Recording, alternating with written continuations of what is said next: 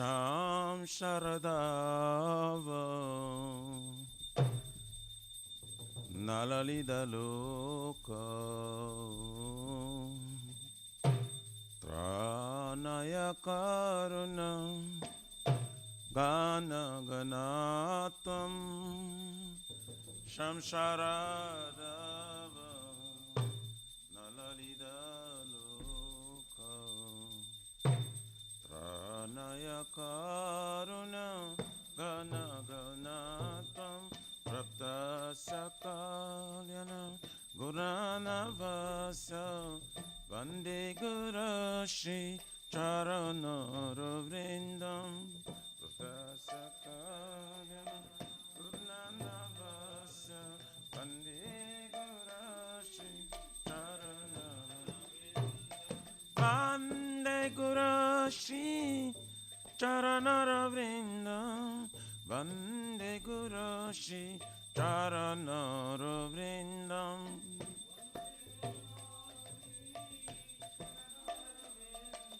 Vande Gurashi Charana Mahaprabhu Kirtana Nritya Gita Vaditra Madhyam Manasura Sena Mahaprabhu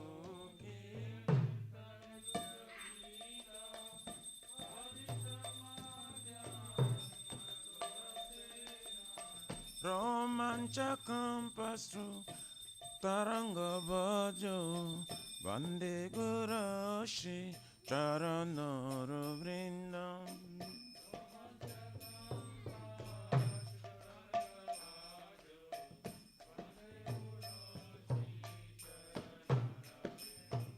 Shri Vigrahara Dana Nityanana Shringara Tanama Diramarjanado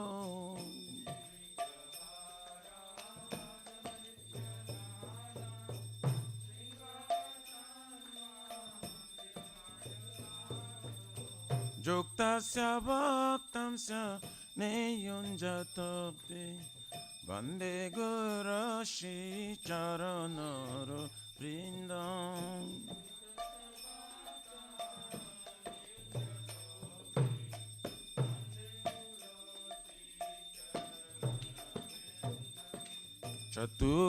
Chaturvidhashi Bhagavat Prasadu Satana Truptan Hari Bhakta Sangha Chaturvidhashi Bhagavat Prasadu Satana Truptan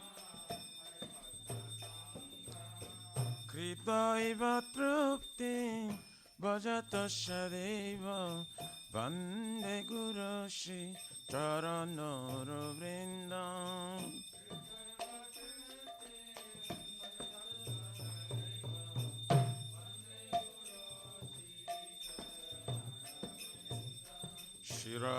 Shiradikama Bhavayara Para Madhura Lila Gunarupanamna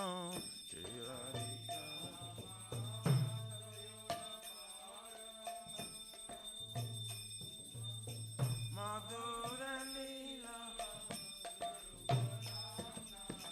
Pratikshanasa Dhanalalupasya Vande Gurashi Charana Vrindam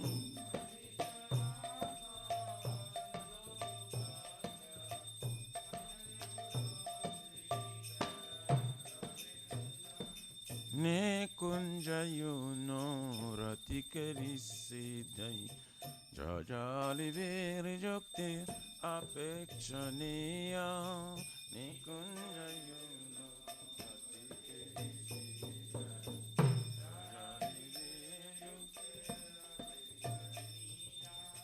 Tatrati daksha ativalavasya Vande Gurashi Charana Vrindam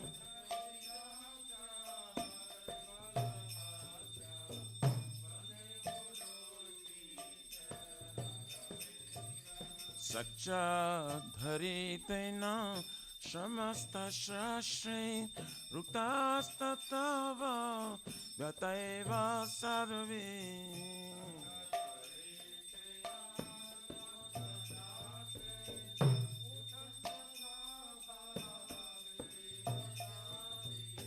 किन्तु प्रवर्ज प्रियैव तस्य वन्दे गुरश्री चरणरविन्दम्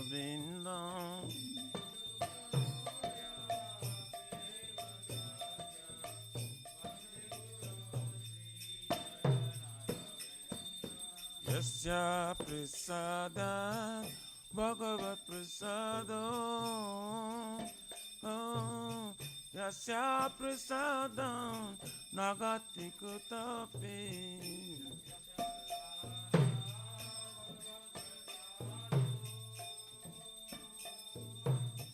यस्य प्रसादं ध्यायां स्तुवं तस्य यस्य त्रिसन्ध्यं वन्दे गुरश्री चरणरविन्दम्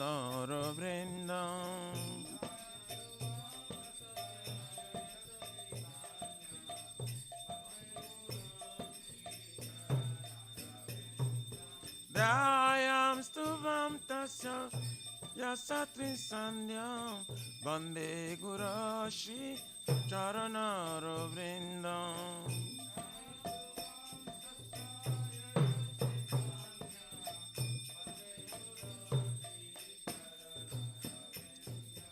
नमो ॐ विष्णुपदाय कृष्णपृष्ठाय भूतले श्रीमते भक्ति वेदान्त स्वामी नित्यानन्द नमः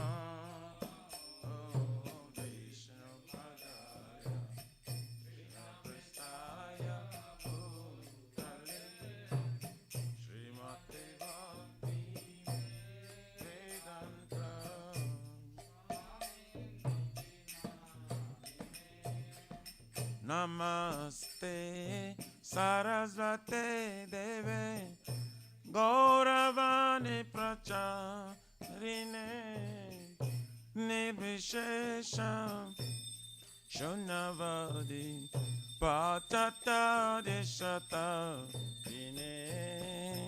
नमस्ते देवे गौरवाणी निर्विशेष शून्यवादी पाश्चात्यदेशता जय श्री कृष्ण चैतन्य प्रभु नित्यानंद श्री अद्वैत गदाधर शिवासादि गौर भक्तवृंद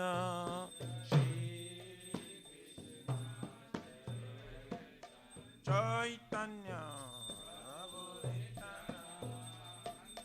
नित्यानंद श्री अद्वैत गदाधर शिवासादि जय श्री कृष्ण चैतन्य प्रभु नित्यानंद श्री अद्वैत गदाधर शिवासादि गौर भक्तवृंद Shri Krishna Chaitanya Nityanand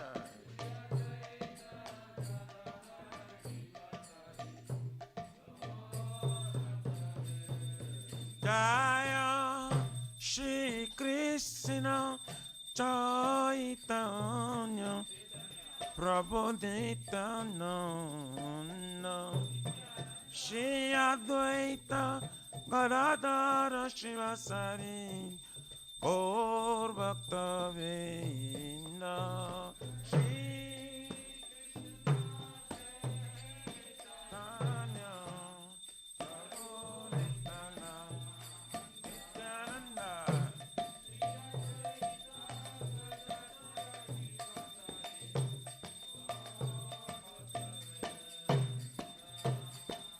Hare Krishna, Hare Krishna, Krishna Krishna, Hare Hare, Hare Rama, Hare Rama, Rama Rama, Hare Hare, Hare Krishna, Krishna.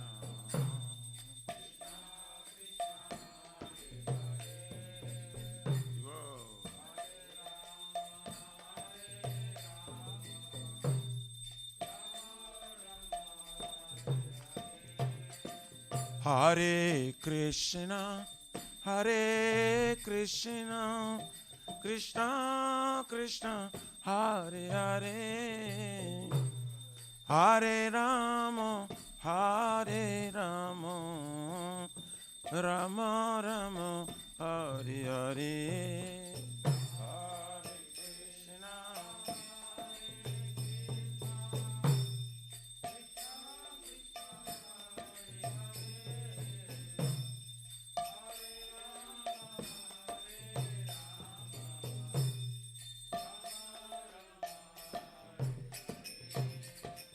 Hare Krishna, Hare Krishna, Krishna Krishna, Hare Hare, Hare Rama, Hare Rama, Rama Rama, Hare Hare.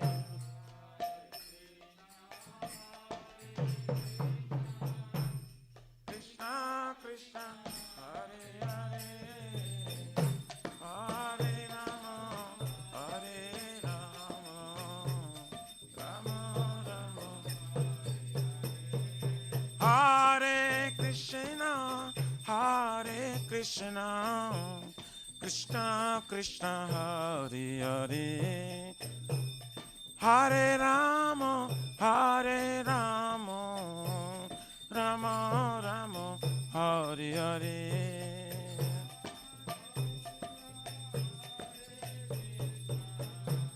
Krishna Krishna, Hare Rama, Rama Rama, Hare Hare, Hare Krishna, Hare Krishna, Krishna Krishna, Hare Hare, Hare Rama, Hare Rama, Rama Rama, Hare Hare, Hare Krishna, Hare Hare Krishna, Krishna Krishna, Hare Hare, Hare Rama,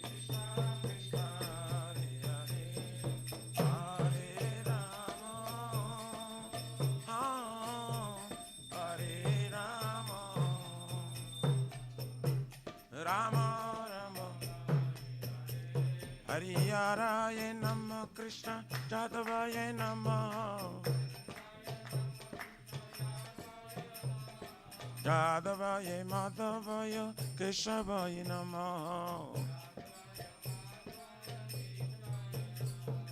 Gopal Govindaram Shri Madhusudan, Giridhari Gopinath Madana Mohan, Shri Chaitanya Nityananda Shri Advaita Sita, Hari Guru Vaishnava Bhagavata Gita, Shri Rupa Sanatan Bhattaraguna,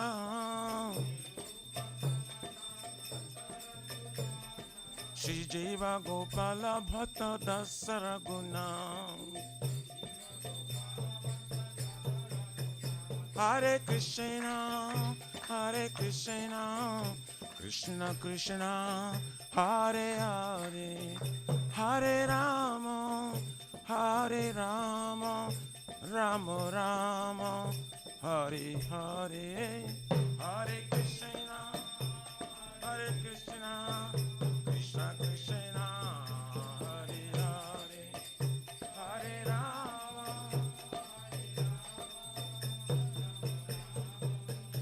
Shri Radha Nila Madhav Radha Nila Madhav Radhe.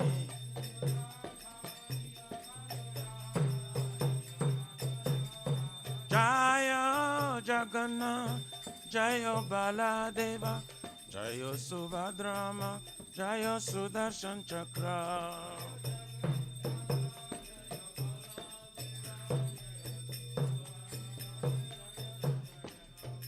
Jaya Sitaram Sitaram Sitaram Jaya Lakshman Hanuman.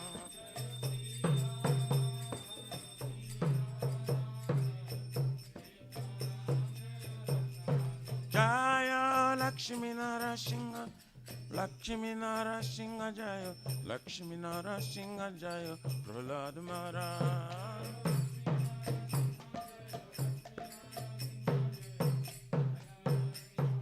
Nitai Gora Haribo Haribo Haribo Nitai Gora Haribo Haribo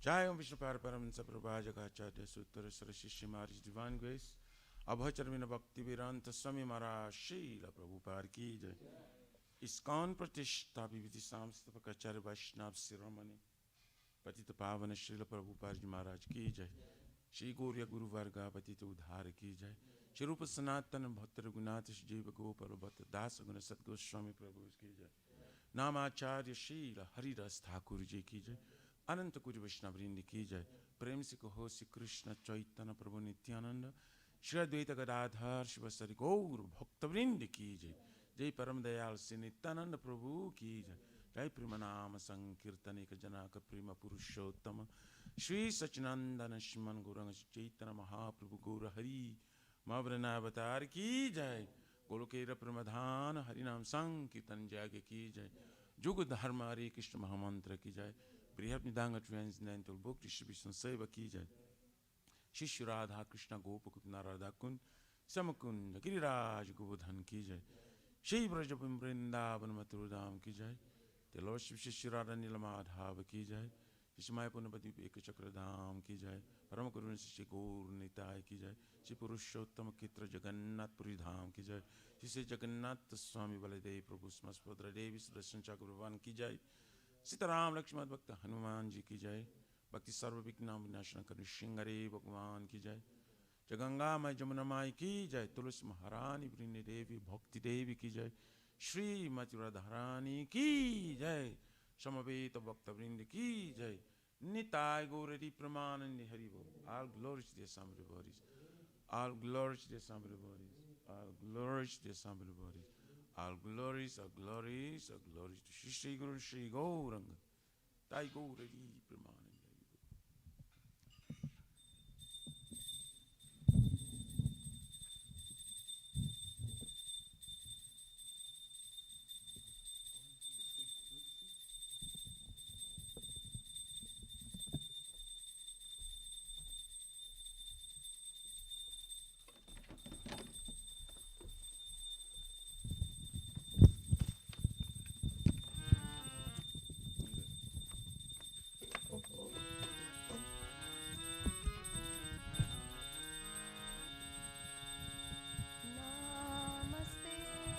Simhaya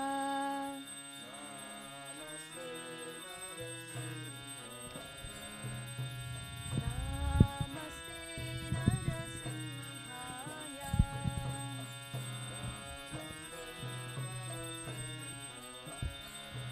Prahlada Hlada Daine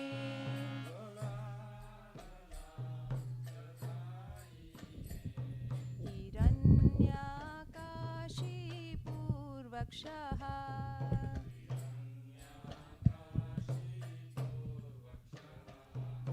Shilatanka Nakhalaye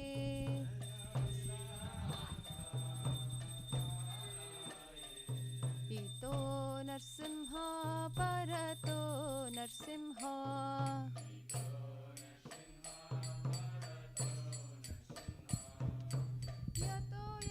यामि ततो नरसिंह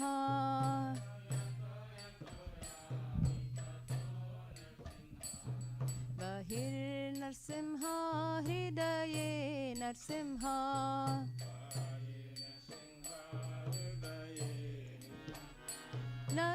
नरसिंहमादिं शरणं प्रपद्ये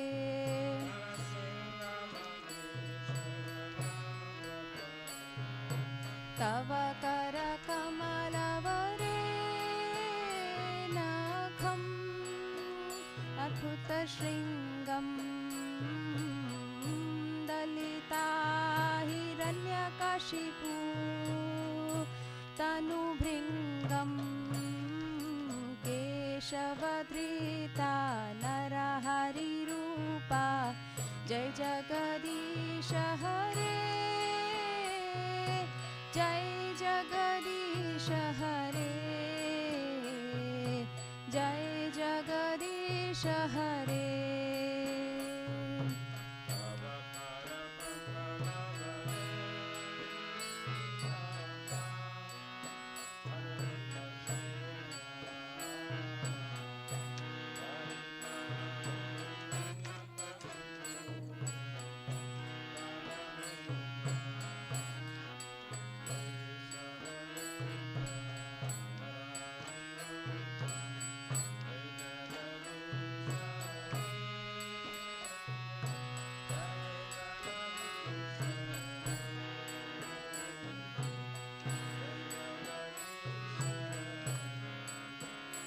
जय नरसिंहदेव जय नरसिंहदेव नरसिंहदेव जय नरसिंहदेव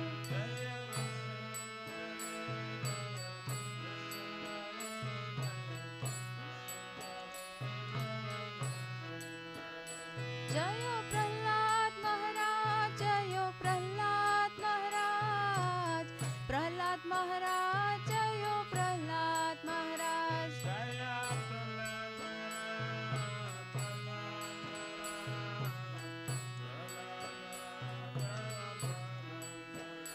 जय जय प्रभुपाद प्रभुपाद प्रभुपाद जय जय प्रभुपाद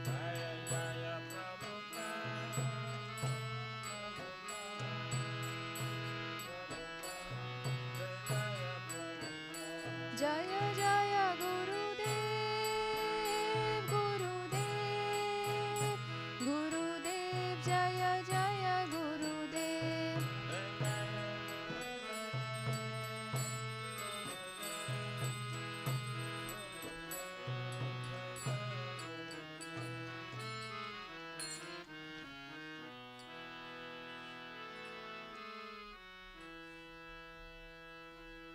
जय श्री भक्ति पद सर्वविघ्नाश नकर श्रृंगरे भगवान की जय जय भक्त श्रेष्ठ प्रहलाद महाराज की जय गौर ब्रह्मानंद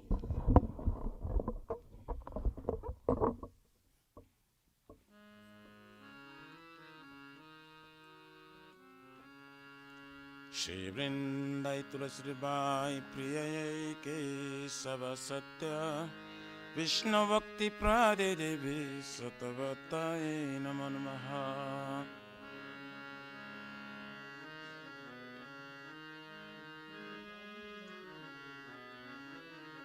वृंदाई तुलसी बाई प्रिय केशव सत्य विष्णु भक्ति प्रादे देवी सतवताय नमो नमः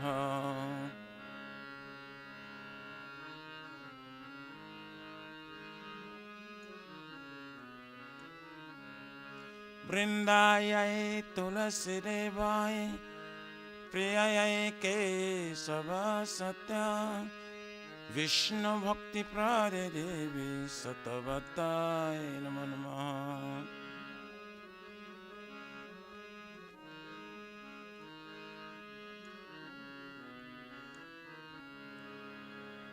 श्रीमती तुलसी महारानी वृंददेवी की जय जय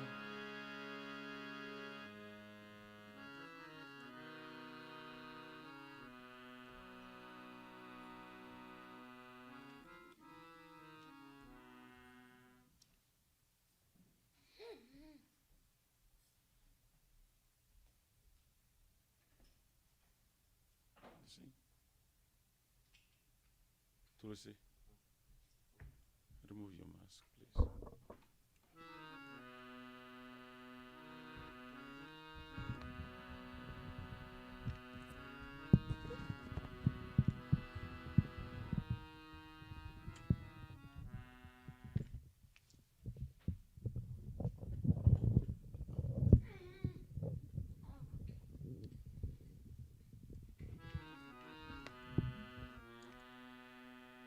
Namo Namaha Tulasi Krishna Preyasi Namo Namaha Tulasi Krishna Preyasi Namo Namah.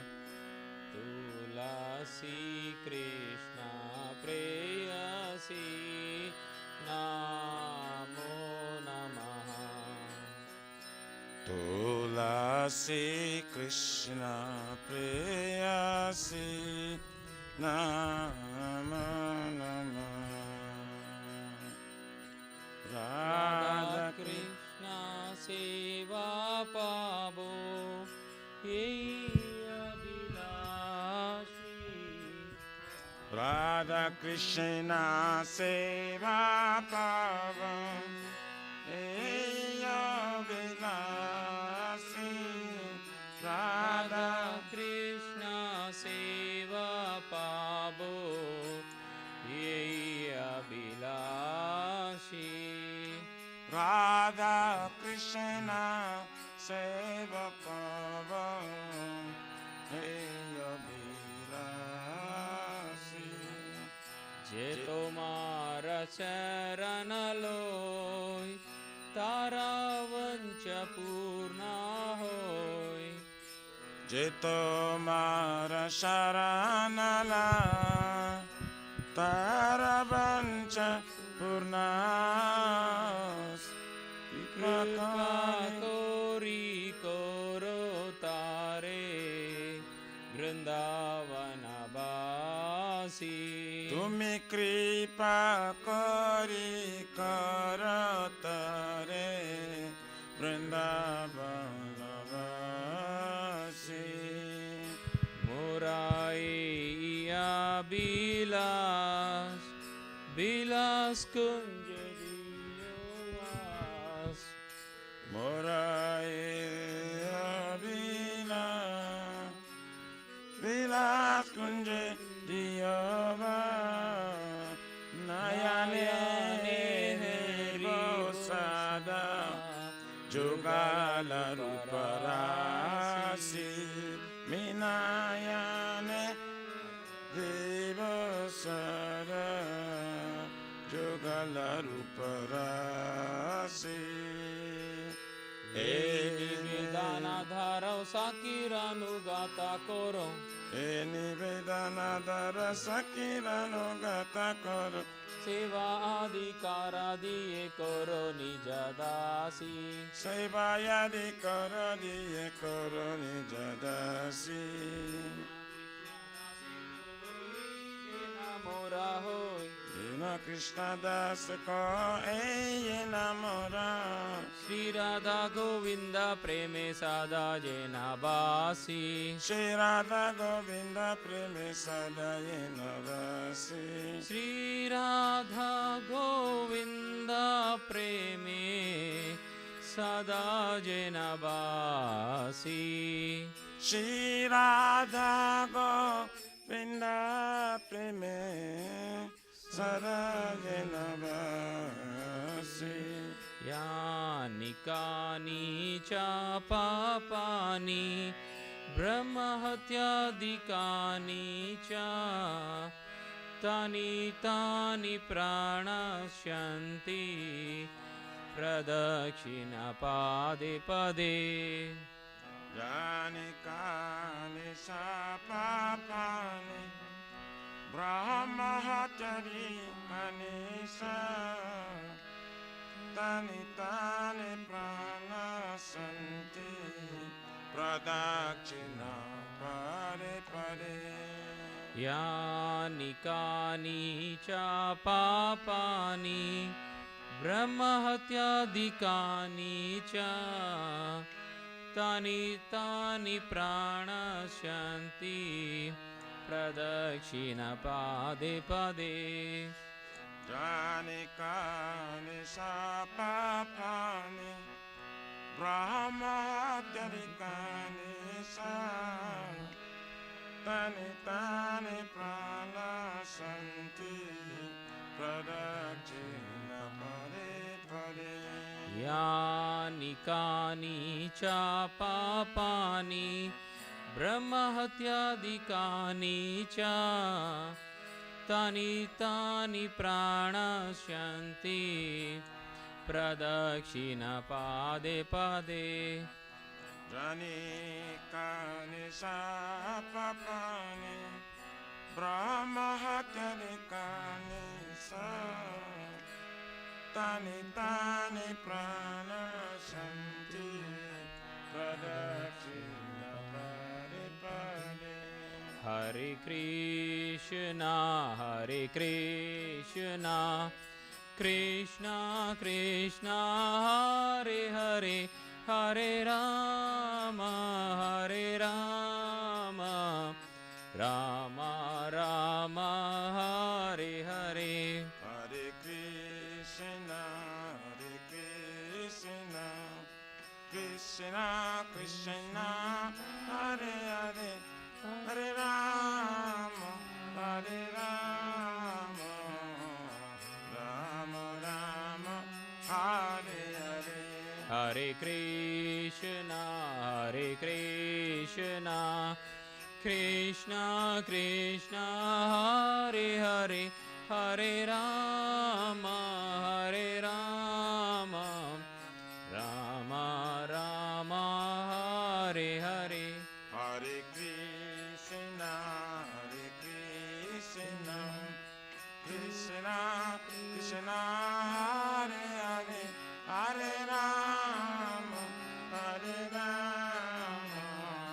Rama Hare Hare Jayo Tulsi Maharani Jayo Tulsi Maharani Jayo Tulsi Maharani Jayo Tulsi Maharani Jaya Tulsi Maharani Jaya Tulsi Maharani Jaya Tulsi Maharani Jaya Tulsi Maharani Jaya Vrinda Devi Jaya Vrinda Devi Jaya Vrinda Devi Jaya Vrinda Devi Jaya Vrinda Devi Jaya Vrinda Devi Jaya Vrinda Devi Jaya Vrinda Devi Nitai Gaura Hari Bol Hari Bol Hari Bol Nitai Gaura Hari Bol Nitai Gaura Hari Bol Hari Bol Hari Bol Nitai Gaura Hari Bol Tulsi Maharani ki jai.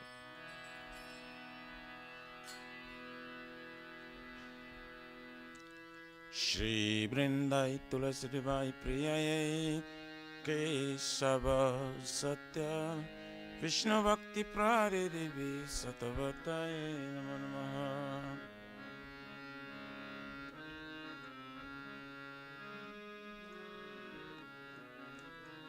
Vrindai Tulasi Devai Priyaye Kesava Satya Vishnu Bhakti Praridevi Satavataye Namo Namaha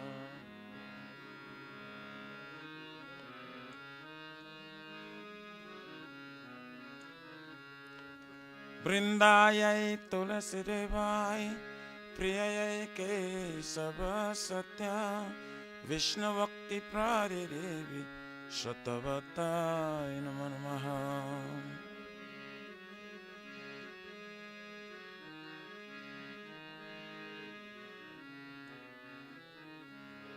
Srimati Tulasi Maharani Vrinda Devi ki jai.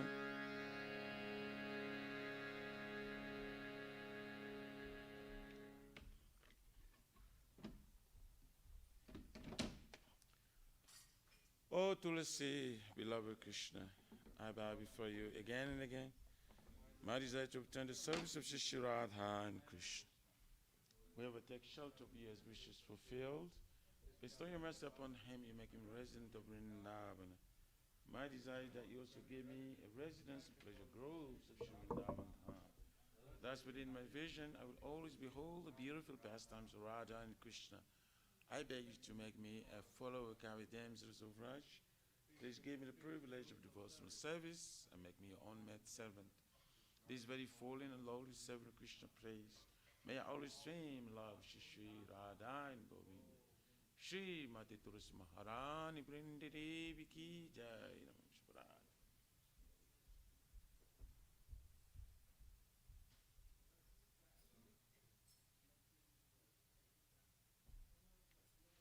Shri Chaitanya Mahaprabhu Shri Krishna Ki Jai.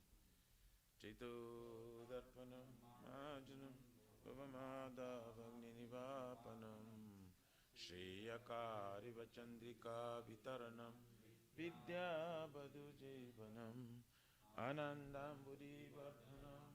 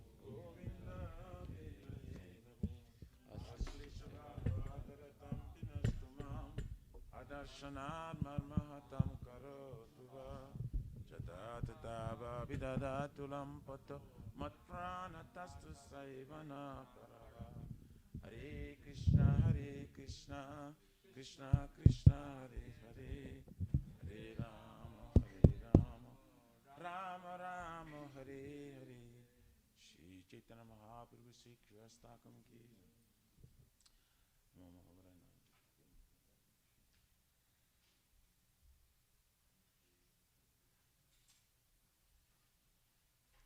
Glory to the Shri Krishna Sankirtana, which cleanses the heart with the dust accumulated for years and extinguishes the fire of conditional life of repeated birth and death.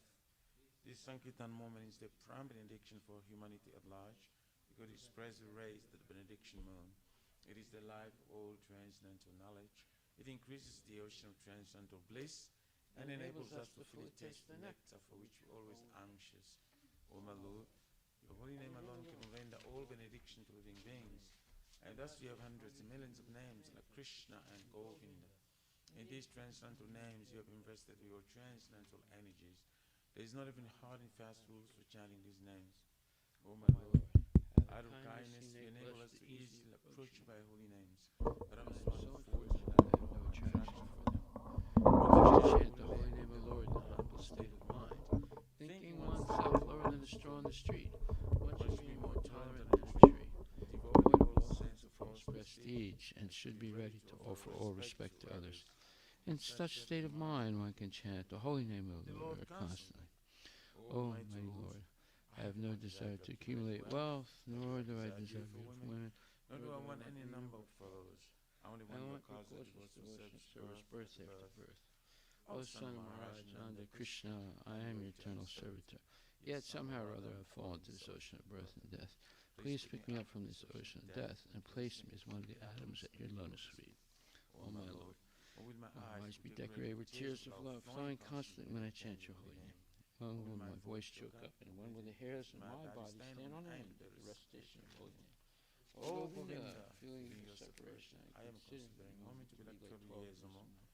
Tears are flowing from my eyes like torrents of rain, and I am feeling all vacant in the world in your absence. I know no one but Krishna is my Lord, and he shall remain so, even if he handles me roughly by his embrace, or makes me broken-hearted by not being present before me. He is completely free to do anything and everything, for he is always my worshipful Lord unconditionally.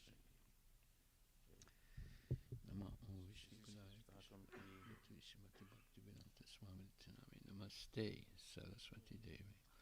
Gauravani Pacharine, Nirvisesa, Sunyavadi Paskati. So the 18 offenses in matter of chanting the holy name of the Lord that should be avoided, they are as follows. 1. To blaspheme the devotees who dedicate their lives to propagating the holy names of the Lord. 2.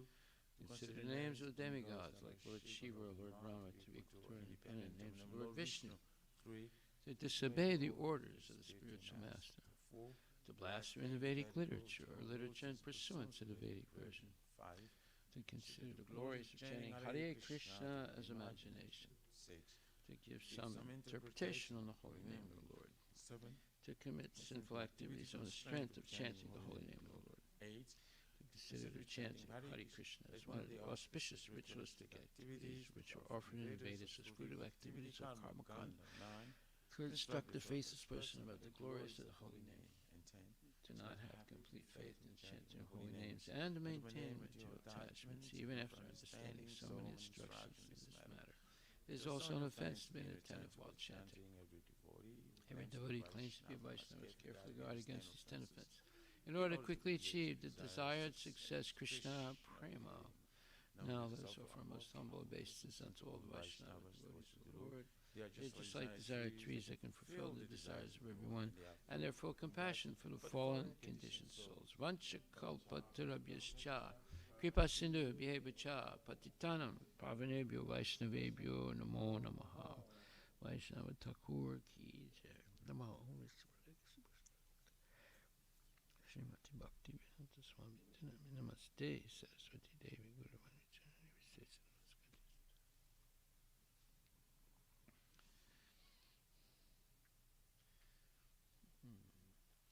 Srimad Bhagavatam Grantaraj ki jai. Om Namo Bhagavate Vasudevaya.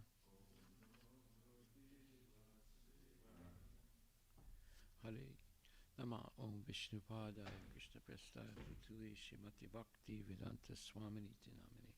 Namaste Saraswati Deve Gauravani Pacharine Nirvisesa Sunyavadi Paskati Visatarne. Jaya Shri Krishna Chaitanya Prabhu Nityananda Sri Advaita Gadadhar Shivasati Gaur Bhaktavinda. Hare Krishna, Krishna Krishna, Hare Hare. Hare Rama, Rama Rama, Hare Hare. Srimad Bhagavatam, Canto 2, Chapter 8, verse number 23 and 24 today. Okay.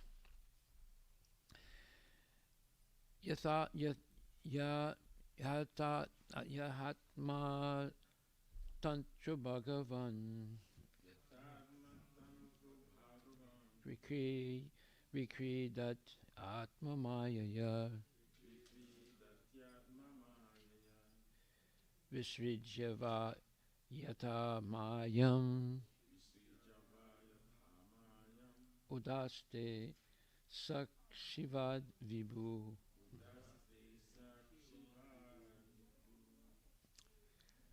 Yata, as Atma Tantra, independent, Bhagavan, the personality of Godhead, Vikridati, enjoys his pastimes, Atma Mayaya, by his internal potency,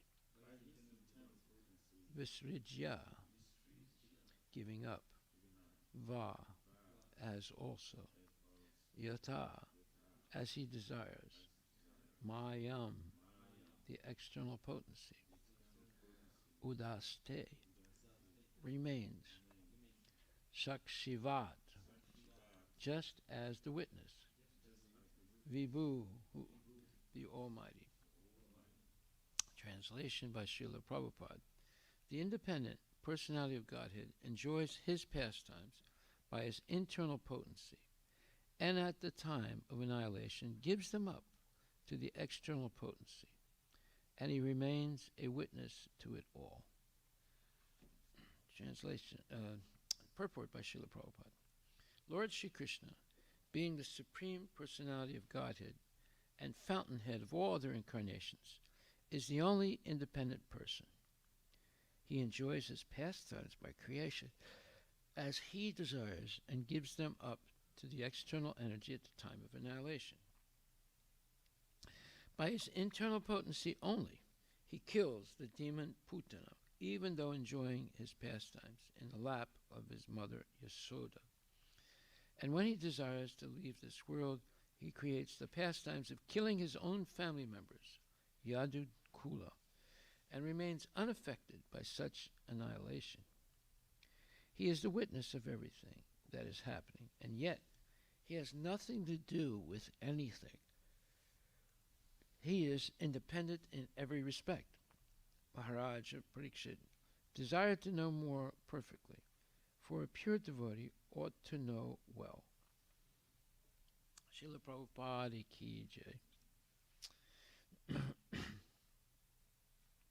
So when it says he enjoys his pastimes by his internal potency, so that internal potency is Yogamaya Devi, and there are three internal potencies. There's Sat, Chit, Ananda, Vigraha. So there's eternity, knowledge, and bliss.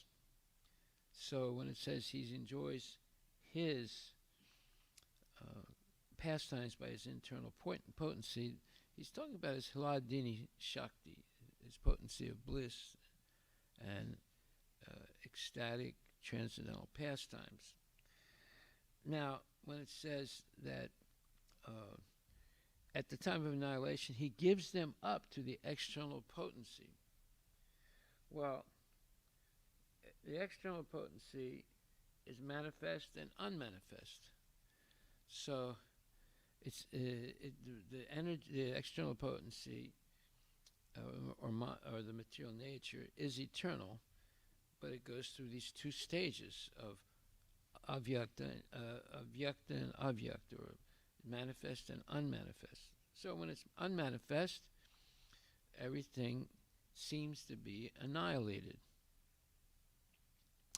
So that's why it says he gives them up to the material potency. But his pastimes in the spiritual are never annihilated, or never end, let's put it like that.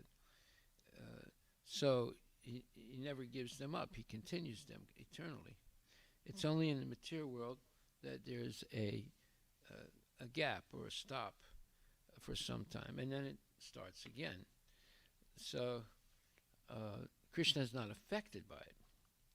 Now, why would he kill his whole dynasty? And there's hundreds and thousands of people in his dynasty, the Yadu Kula, or the Yadu dynasty.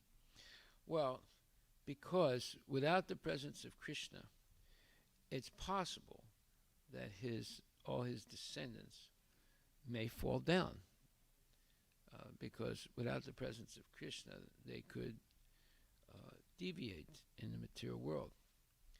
So to avoid that, Krishna annihilates them. Actually, their soul is not killed, but their material bodies, and they go back to Godhead. And this is very important, because if anything like that happened, in other words, is direct family members deviate, not only would it look bad, but people in the future would claim that we are descendants of Krishna. And if they're engaged in all kinds of sinful activities, it would be horrible. Now, there was a myth, a made-up story, that was circulating a lot in the early days of Krishna consciousness, where some people were saying that the modern Jews are descendants of Krishna. And this question was asked to Prabhupada. And Prabhupada said, yes, I have heard this. This is not possible because Krishna annihilated his whole dynasty. So I knew one girl. She was Jewish, and she was going around preaching this to people. Oh yeah, the Jews are the descendants of Krishna. And when we told her to stop it, she was like indignant. Said, what do you mean? This is our family. But here, what does it say here? It says, and when he desires to leave this world, he creates the pastimes of killing his own family members, Yadu Kula, and remains unaffected by such an personally kill them, but he made the arrangements by which they would kill each other. And but the soul is eternal, so they're not really dead.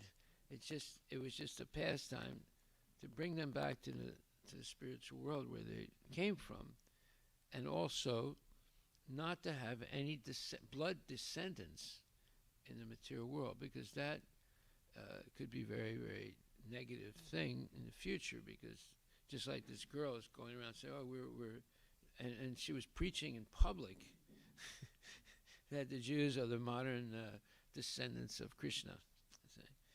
So this can have some strange ramifications.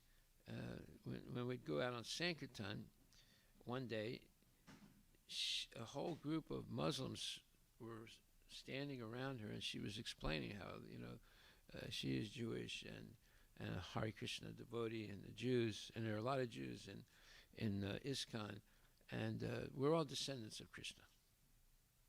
So before they strangled her to death, I had to go in there, pull her out, and say, "Let's stop this." First of all, it's not true. Secondly, you're going to, the rumor will get around, that the Hare Krishna is a Jewish movement, and they claim to be descendants of their so-called gods, right? So, a lot of problems would happen because there's a large Muslim population. Even then, back then, it's even worse now in France. So, but addressing that issue, I want to read something that Prabhupada has said. He says, and it's very interesting to hear what Prabhupada says rather than hear what people think or imagine that he has said. So in a letter on January 5th, 1972, Prabhupada writes to Jayapataka Maharaj, he said, "I am very encouraged by your enthusiasm for preaching. Your proposal to go for preaching to Pakistan, Bangladesh, Ceylon, and China is very good. So immediately arrange for your Canadian citizenship, and it will give you more facility, and if it will give you more facility to preach widely." So he was born in the United States, but if you have a Canadian passport, you can go to all these different countries, but if you're an American, they're very suspicious, and sometimes they don't allow Americans to enter their country. Like, for example, Bangladesh and China at that time were very, very suspicious of Americans entering the United States, and especially if they had a raised, shaved head and a dhoti on, a tilak. So, anyway, it says, "You are sannyasi, so preach in this way, in this ways, and become Parivrajagacharya." That means sannyasi who travels the whole world and makes devotees everywhere. "It may be that very soon I will ask you and Tamal to go to Bangladesh for preaching. They must be preached that this thinking, I am Hindu or I am Mohammedan, is not any solution. We want unification of Hindu and Muslim." There it is right there. We want unification of Hindu and Muslim. we want unification of Hindu and Muslim, unification of all faiths, not only Hindus and Muslims, but all faiths, and Christians, Sikhs, Jews, Buddhists, and so forth. And the method is being done by our Krishna consciousness movement. The intelligentsia and leaders of Bangladesh must be preached to and informed of the activities of our society. Kirtan will soften their hearts. So this proposal of yours for preaching is very good. So this is Prabhupada's direct statement, right, to his devotee. So this shows the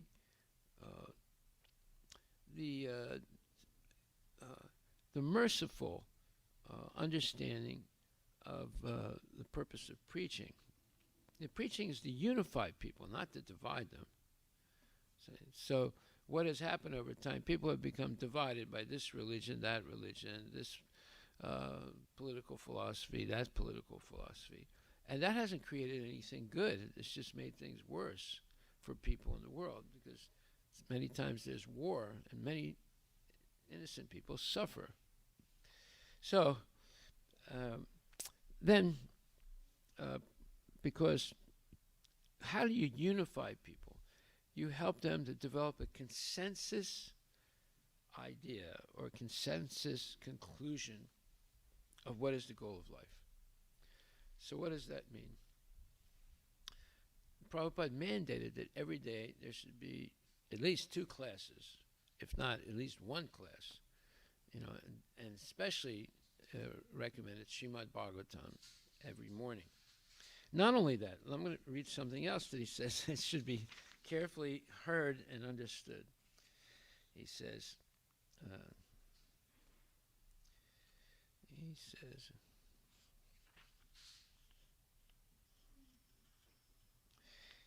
chanting japa, this is a letter in 6 January 1972. Chanting japa, or chanting Hare Krishna mantra 16 rounds, should be done early in the morning with full concentration, preferably during the Brahma Muhurta time. There it is, right there. I haven't made this up. It's right there. Concentrate fully on the sound vibration of the mantra, pronouncing each name distinctly, and gradually your speed in chanting will increase naturally.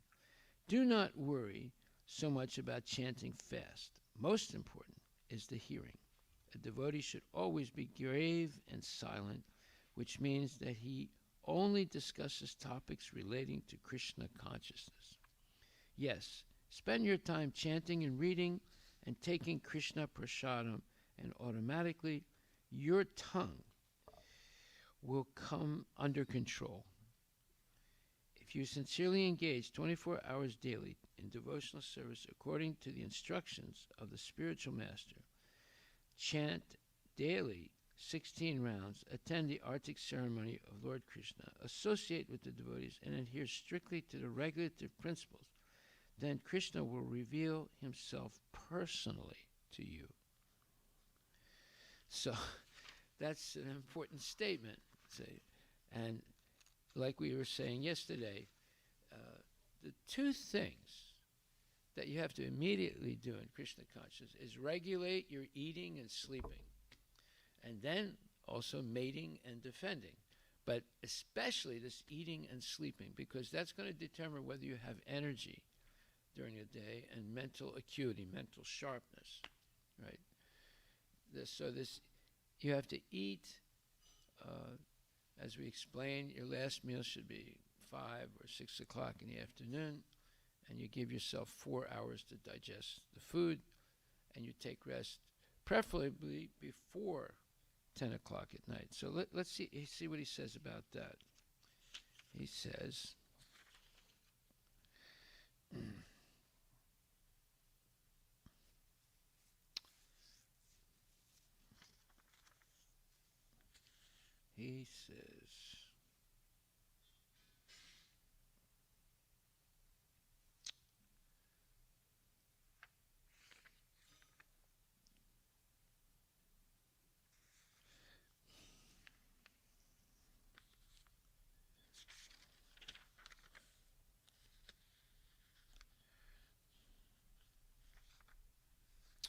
Okay, I'm going to have to find it.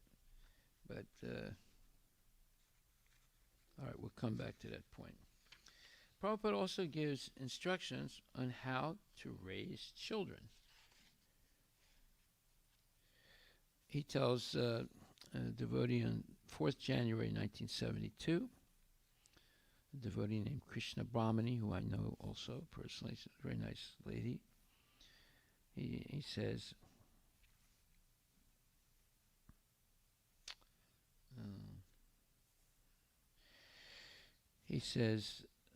I always receive your letters with great pleasure. I am glad that you are appreciating so much this Krishna consciousness movement.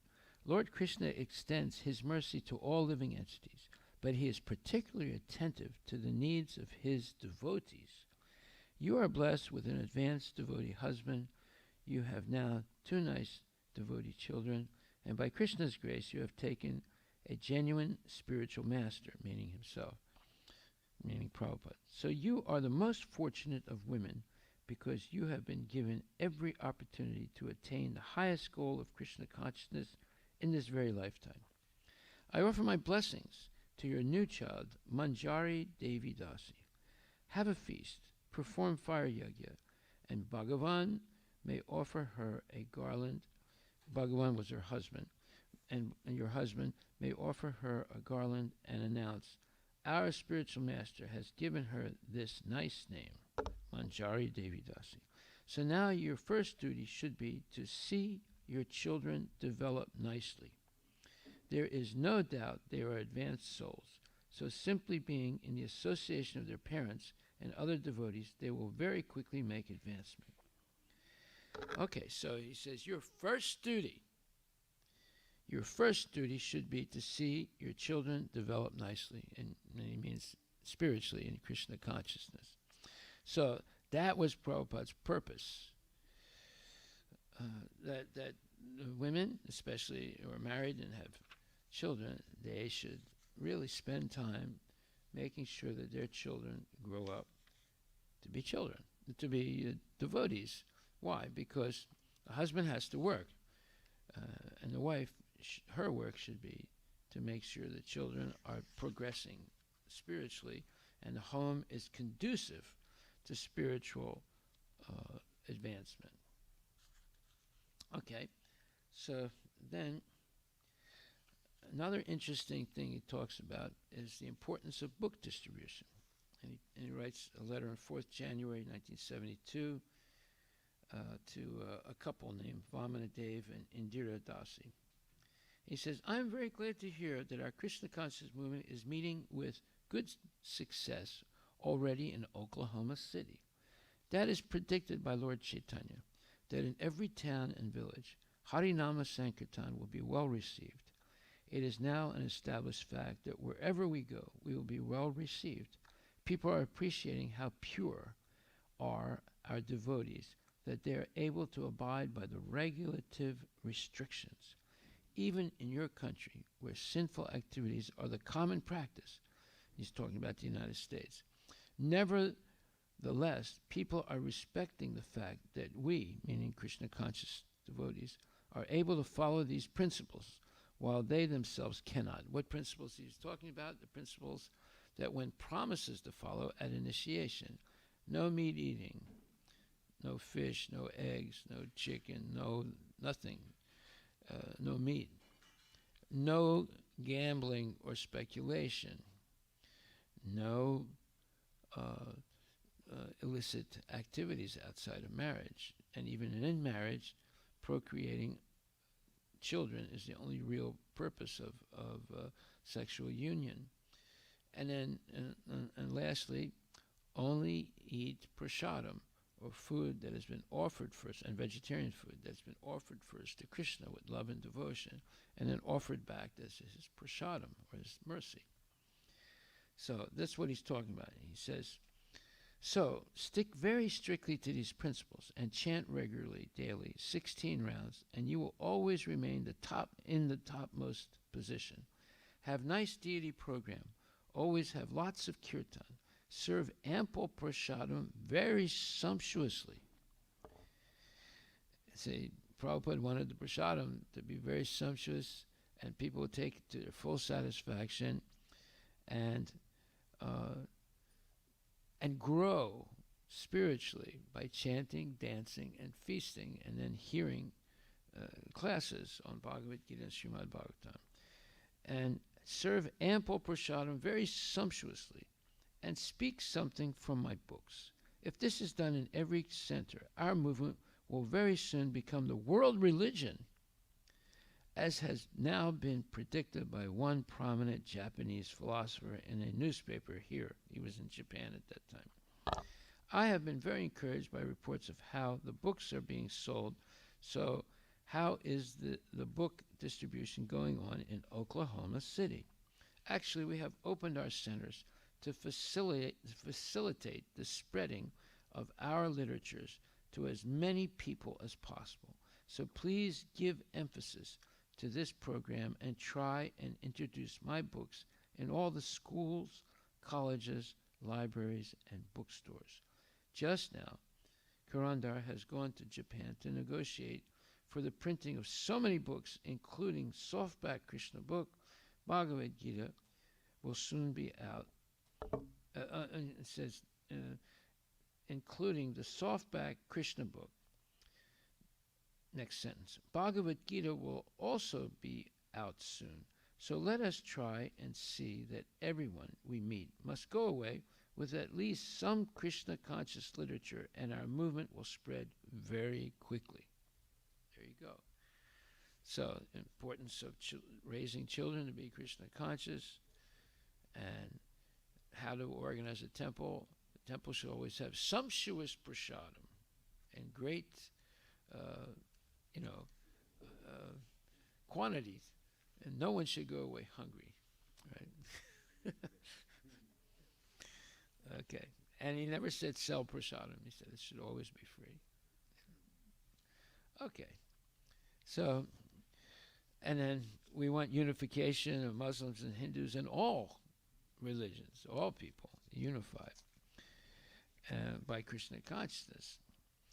And, okay. So there's another major point he makes here. He says, in our Krishna consciousness society, we are training our students up to the standard of Brahminical culture.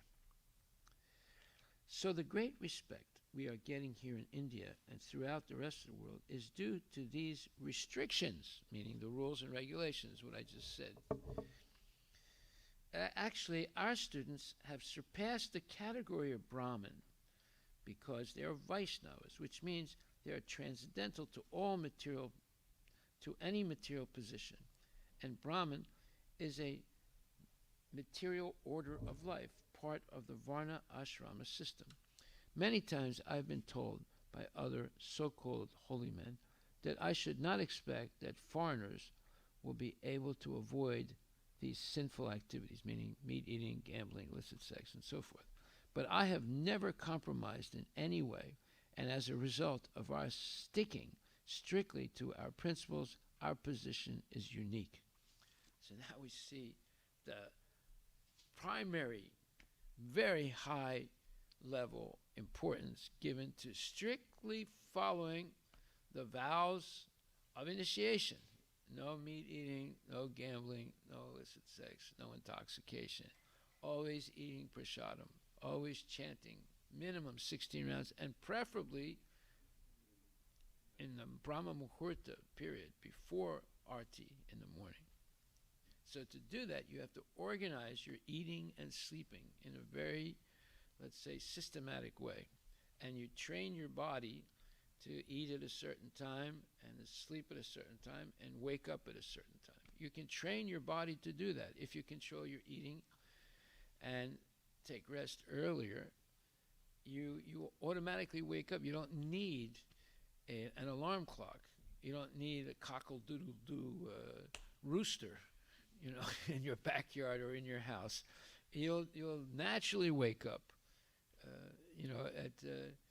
I naturally wake up at 3 o'clock every day, but I had to train my body to do that. So, and then let's hear some more about what his program for children is, because That is extremely important. But he also talks about Tulsi Devi. Let me read that because that's extremely important too.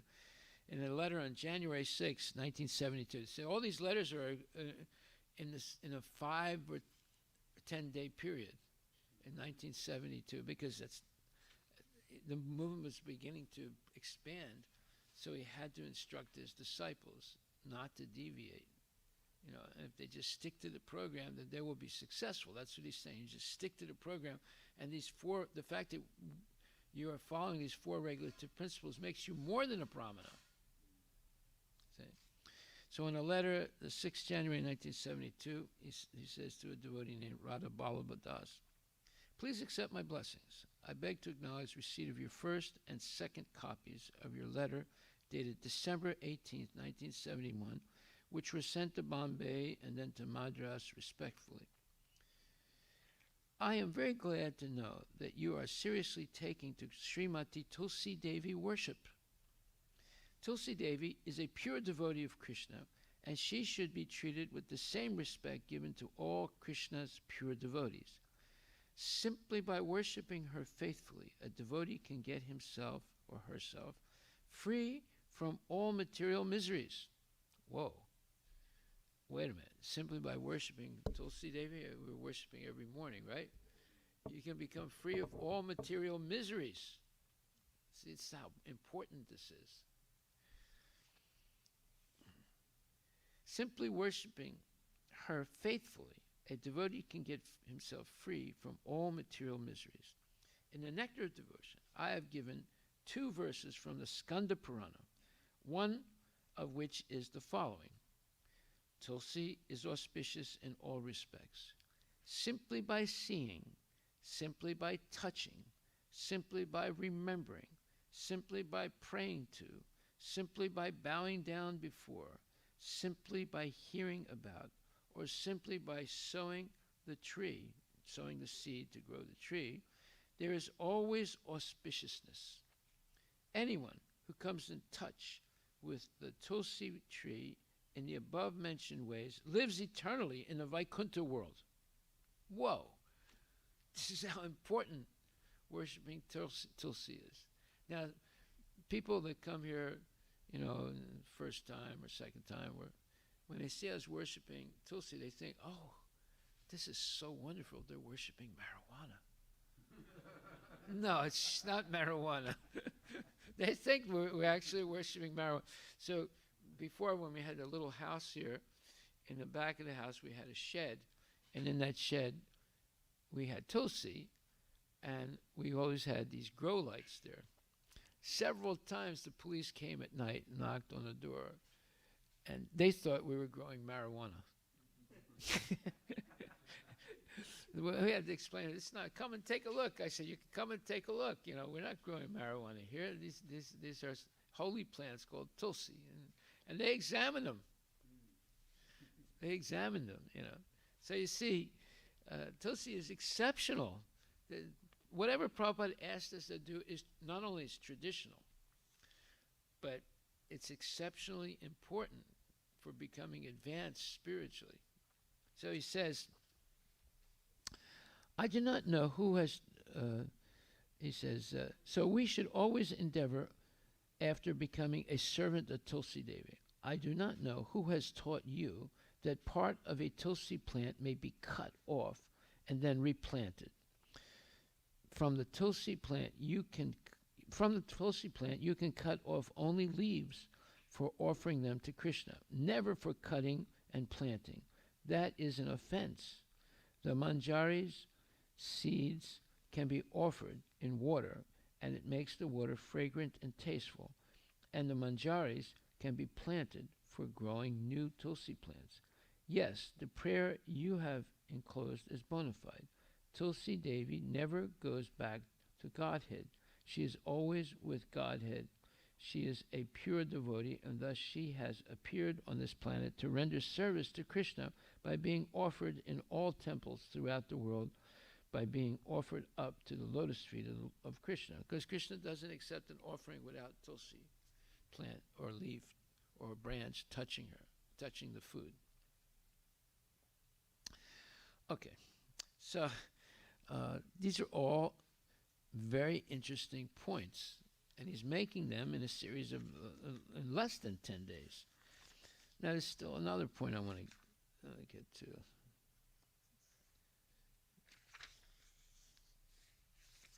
See, some holy men were trying to convince Prabhupada that the Western people could never follow the rules and regulations. But Prabhupada didn't believe it, because Lord Chaitanya, he was able to convince Muslims, Jains, and just atheistic people, and even different people following different religions, to take the chanting Hare Krishna, eating prasadam, and following the rules and regulations of Krishna consciousness. He didn't necessarily ask them to convert. He just said, this should be the lifestyle if you want to make real advancement in spiritual life. Right? So he was not into this, let's all give up your whatever religion you have and just join us. No, he wanted people to at least accept the principles that are essential for making spiritual advancement.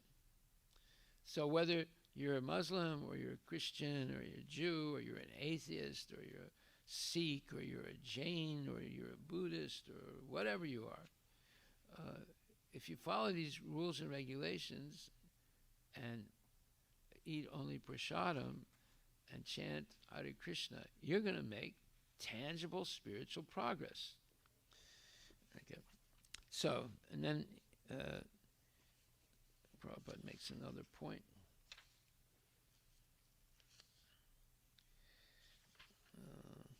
One second. These early letters of Prabhupada are extremely instructive. Yeah. So, he says, regarding the land called New Naimisharanya, unless the land is signed over to us with proper documents, we should not invest any money in it. As you think best, some of our devotees may stay there and even keep cows if this is feasible, but there should not be any money invested from our side until we have the legal ownership. So he was instructing his devotees in every different way, not only spiritually, but in material things also, so that they would not make mistakes and waste Krishna's money and the devotees' efforts and talents. Okay, and then one more thing I want to say. Okay, how to educate children. He says, the children should be trained in early rising, attending Mangala Aarti, some elementary education, arithmetic, alphabet, meaning basically saying math and English. Some of our books like that, so studying his books like Bhagavad Gita, Srimad Bhagavatam. They should go to bed by 8 p.m. There it is. They should go to bed by 8 p.m. You say, and rise by 4 a.m. for Mangala Aarti, getting 8 hours sleep. If they take 8 hours sleep, they will not fall asleep during Aarti.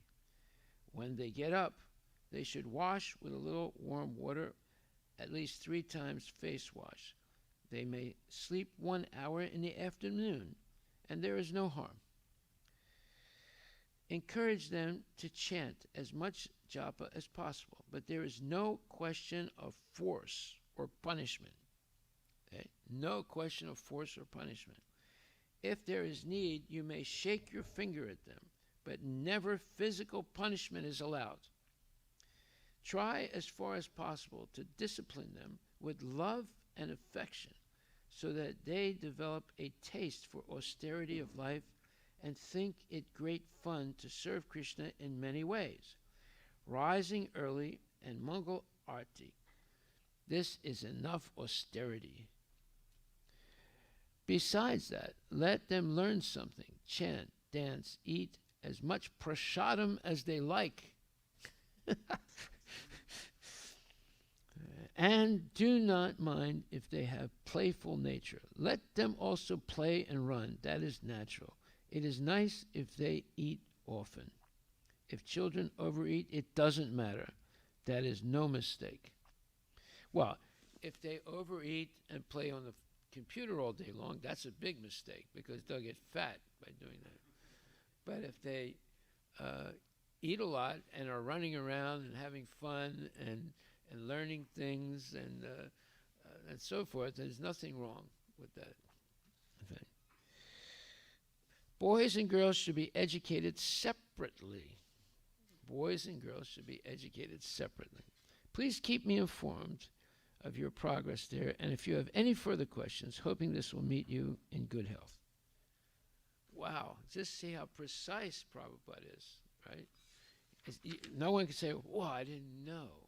Well, no, you can't say that because he explained everything in detail. I mean, I'm only reading a few letters in a period of maximum 10 days. How about all this other stuff here? You know, there's 5 books like this. You know, each one is thick like this, full of more and more precise instructions.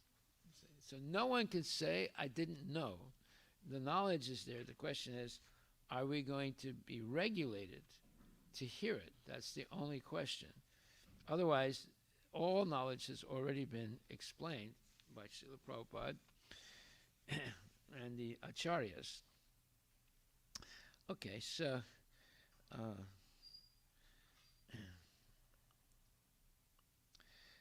good.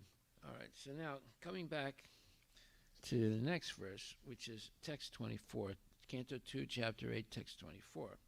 Sarvam itachcha bhagavan prichato me nupur vasaha tatvato rahasyudar hartum prapannaya mahamune. Sarvam, all these. Etat, inquiries. Cha, also that I have not been able to ask. Bhagavan, O great sage. See, he's referring to Sukadeva Goswami by calling him Bhagavan. Why does he do that? I thought there was only one Bhagavan. No, there are many Bhagavans, but the supreme Bhagavan is Krishna. So Bhagavan has has an expanded meaning to it. It's not just one thing. It includes several different aspects. And one aspect is one who sustains others. So the spiritual master sustains the spiritual life of devotees. So in that sense, the Shiksha and Diksha Gurus sustain people's spiritual lives. And it doesn't only mean that he is a controller, right? But someone who can control themselves perfectly in Krishna consciousness and helps others by preaching, they can be called Bhagavan also. But with a small b, not a capital B. Right? So he says, "O great sage, representative of the Lord, kindly satisfy..." Oh, I'm sorry. So it says, Bhagavan, O great sage, Prichata, of the inquisitive, may, myself, Anupurva Saha, from the beginning, Tatvata, just in accordance with the truth, Arhasi, may kindly be explained, Udahartum, as you will let know, Prapannaya, one who is surrounded, Mahamune, O great sage. Translation by Srila Prabhupada. O great sage, representative of the Lord, kindly satisfy my inquisitiveness in all that I have inquired from you and all that I may not have inquired from you from the very beginning. Now look how many questions he's asked, right? He's asked at least 50 plus very significant questions here. And that's why the rest of the Bhagavatam, the next 10 cantos, will explain in depth the answers to those questions. But he'll have more questions in the future also. So you see, everything depends on questions and answers in spiritual life, right? In the relationships between the guru and disciple. So he's going to explain this now. The spiritual master is always prepared to impart knowledge to the disciple, and specifically when the disciple is very inquisitive, meaning asking many questions. Inquisitiveness on the part of a disciple is greatly necessary for the progressive disciple. So if there are progressive disciples, they could also be regressive disciples, ones that not only are not making progressive advancement, but going backwards also. So therefore, it's very important to be inquisitive. Maharaj Pariksit is a typical disciple because he is perfectly inquisitive. In other words, he's asking many questions, but they're not silly questions. You know, they're important questions, right? Now you can go back and go over all his questions. You'll see they're all significant questions, very deeply thought out, and very useful for a person to know if they want to make advancement in spiritual life. If one is not very inquisitive about self-realization, one need not approach a spiritual master. So if you don't have any questions about spiritual life, you don't need a spiritual master. The whole reason you have a spiritual master is to get all these questions answered. You know, where did we come from? How did we come into this material world? How do we get out of the material world? Why am I always falling down? And why do I forget Krishna when I chant and why can't I chant my rounds properly? And blah, blah, blah. There's millions of questions that come up in life, right? It's not that, you know, oh, I know everything now. Yeah, you might know everything, but you might have difficulty following everything. So that's going to require questions. And there are a lot of things that we don't know. So you have to ask questions. One need not approach a spiritual master simply to make a show of discipleship. Not only is Maharaj Pariksit inquisitive concerning all he has inquired about, but he is also anxious to know about what he has not been able to inquire. He wants to know what important questions I didn't ask you. You know, Gurudev, you please tell me. Say, factually, it is not possible for a man or woman to inquire about everything from the spiritual master. But the bona fide spiritual master is able to enlighten the disciple in every way for the disciple's benefit. So in other words, even the best disciple will not ask all the questions that are necessary. But the spiritual master is always ready to help the disciple in every situation. And we saw Prabhupada is explaining, you know, how to raise your kids, how to be successful in preaching, how to regulate yourself in Krishna consciousness. You know, he's explaining everything. So you can't say, I didn't know. You can't say, I didn't make the effort to know. That you can say. But you can't say I didn't know because the knowledge is all there. It just requires the effort to go to pursue it. And that is through questions and answers. Okay. So then we see here that there's exhaustive explanation of how to become Krishna conscious. Like the previous two verses before, there were all the advantages of engaging in devotional service in Krishna consciousness, and unbelievable advantages for someone if they are willing to engage in regulated devotional service. Now, these are the type of things you have to go over many times for it to penetrate the thick skull, because just reading it once, like let's say you read the Bhagavatam, you know, or you know when they have these Bhagavatam study books that we have here, right? You know, they ask you all these questions and different things, and you're supposed to cover so many pages in one session. Well, I guarantee you, if you follow that type of sequence, the people won't learn hardly anything. You know, it's because even if you read it one purport, like in 2:8:21, you read the purport. It's a 3-page purport. You will not even understand 1% of it,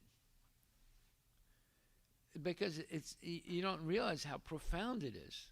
You know, the points that he's making, especially all the advantages of Krishna consciousness, is extremely profound. It requires deep thought, and you have to meditate on it. You could go over a verse like that, Canto 2, Chapter 8, verse 21, at least 3 to 6 months before you could actually assimilate it.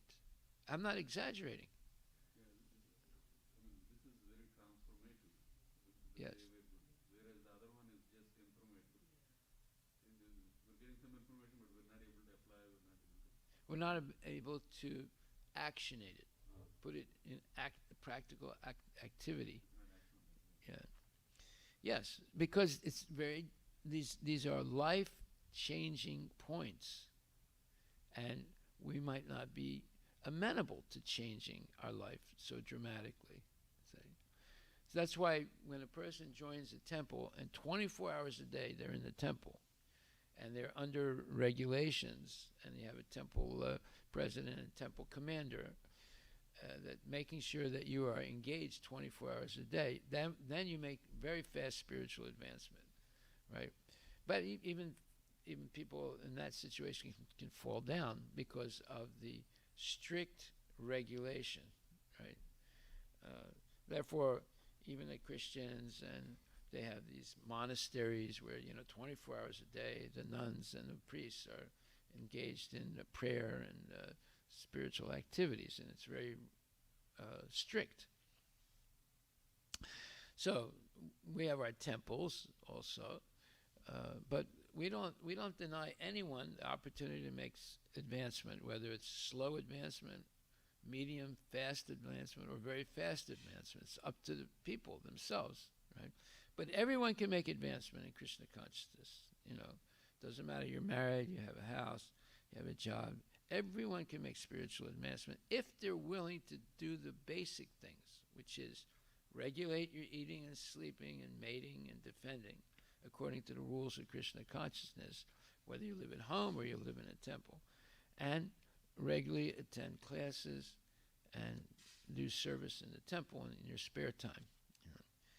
Okay, so Prabhupada says in this Canto 2, Chapter 8, verse 21, he says, the favorable conditions for discharging devotional service are that one should be very enthusiastic to serving the Lord.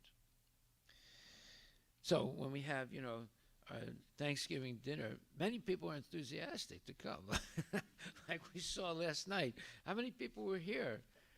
600, 700? More than that.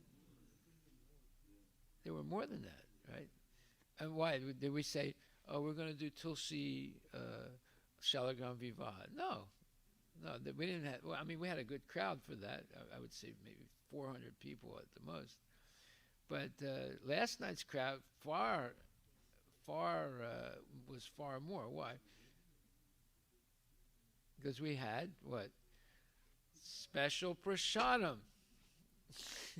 Now, serving so many people with all the things that we made, it's very difficult to do that. So I'm thinking about redoing it again, but on a smaller scale, Saturday,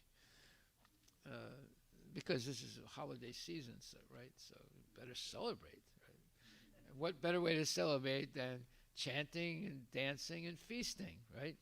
So we're going to do it again Saturday, but we're just going to invite maybe a little closer people to the temple and not open it up to everyone. Because to make those type of preparations is difficult. I mean, we've fed everybody. But, I was not pleased with some of the quality of the things because we had to go so fast. Those type of things that we make, you have to go a little bit slower, and it's a science, right? Oh, the preparation. I was not satisfied with it, but because we all knew there was going to be a large crowd, We all knew that. And to make special things for such a big crowd is not easy. Like we were working, 3 days? 3 days in preparing, and the last day, it started right after the class, right down to 7 o'clock at night. So yeah, it is strenuous, but we did it. Everybody got prasadam, and they got mostly full plates. The thing is, we had some people that were making things like the lasagna who were not trained, and also there was not enough tomato paste to make everything very let's say delicious and juicy. So there was some lasagnas that were like a little dry and things like that. So anyway, it all depends also on the techniques that are used. So I'm taking notes now, and I'll share my notes about the preparations, because I learned a lot of things yesterday myself about technique. It's not about this recipe, it's the technique, right? Using that steamer and then all these different techniques to go much faster and much more expertly. So see, this is a learning process. Krishna consciousness is a learning process, and massive cooking is not the same as cooking for your family. No way is it the same. It's much more difficult for a large quantity of cooking and keeping the quality for everybody. But these things have to be taught, have to be learned, because otherwise we will fall short of sumptuous prasadam. It should always be sumptuous prasadam, and very tasty and very well served, and have a beautiful, let's say, colors and vivid colors and tastes also, varied types of tastes. Okay, so it says the favorable conditions for discharging devotional service are that one should be very enthusiastic in serving the Lord. Right? Well, I have to say everyone was very enthusiastic. Everyone worked really hard to try and make everything and serve it also. I mean, serving was a huge challenge yesterday. There's so many people, waiting in line, and they get upset. They have to wait so long, and when they come, they don't exactly get everything they want, and But I think everyone was very enthusiastic, either to eat or to serve. Right? The Lord, in His form of Sri Chaitanya Mahaprabhu, wanted the cult of devotional service to the Lord to be preached all over the world in every nook and corner, and therefore a pure devotee's duty is to discharge this order as far as possible. So our duty is not only to be in Sammamish. We should open temples in many of the different cities, like Bellingham, Olympia, Spokane, and Juneau, Alaska, and all these places in the Pacific Northwest that we are involved with. So this zonal area includes Alaska, includes Eastern Washington, includes Southern Washington. So there's tremendous opportunity to open many temples in this area.